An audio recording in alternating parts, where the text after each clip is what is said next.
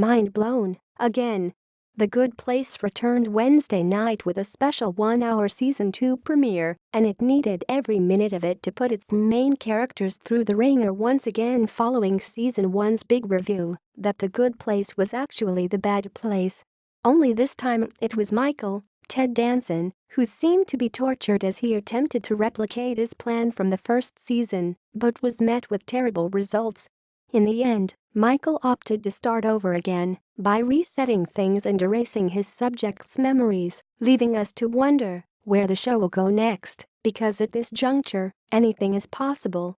To find out where the series is headed, we got The Good Place creator Mike Schur on the phone to ask him what's ahead this season and what the actual Good Place might look like. You started off the season by resetting the reset from last season's finale. Where the fork do we go from here? Mike Schur: well, the idea was at the end of Season 1, Michael begs his boss for a second chance. He says, okay, you can have one more chance, but if it falls apart again, you're done. This is over. And unbeknownst to Michael, while that was happening, Eleanor, Kristen Bell, was sending herself this big clue, which was a note to herself in her own handwriting that said, "Find Chitty, William Jackson Harper." So that was a smudge on the lens of this. Do you remember the movie Real Genius? This is the analogy we use. So in Real Genius, they're trying to build a super laser, and Val Kilmer's nemesis sneaks into his lab and smudges this mirror with grease or something, and then when Val Kilmer tries to demonstrate this amazing laser they built, it blows up. We're like, okay, that's what this note is.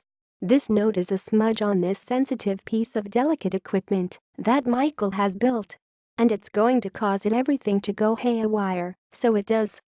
Who knows whether Michael's new plan would have worked to torture all these people individually at first, and then later to have them torture each other, because before it can even be tested, Eleanor had this crazy clue that was a domino that was knocking down all these other dominoes. Now I'm just mixing metaphors here willy-nilly, sorry, but the lens was smudged and the whole thing fell apart.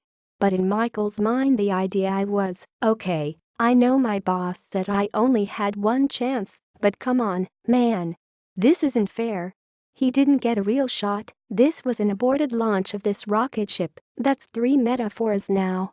At the end of the premiere, he considers that a false start, and he's going to try one more time.